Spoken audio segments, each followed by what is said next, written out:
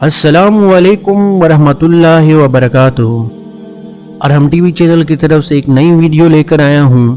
اس video کو اپنے رشتہ داروں، اپنے دوستوں اور احباب عزیز و اقارب کے ساتھ شیئر کریں تاکہ جہاں تک بھی یہ ویڈیو پہلے آپ کو اس کا ثواب ملتا رہے۔ بسم اللہ الرحمن الرحیم۔ نبی اکرم صلی اللہ علیہ وسلم سے پوچھا گیا کون سے کام لوگوں کو زیادہ تر جنت میں داخل کریں گے؟ تو آپ صلی اللہ علیہ وسلم نے فرمایا تقوی، اللہ تعالیٰ کا خوف اور حسن اخلاق یعنی اچھے اخلاق۔ اور پوچھا گیا کون سے کام زیادہ تر آدمی کو جہنم میں لے جائیں گے؟ فرمایا دو کوکلی چیزیں، منہ اور شرمگاہ۔ سنن ابن ماجہ کی ترمذی کی حدیث ہے۔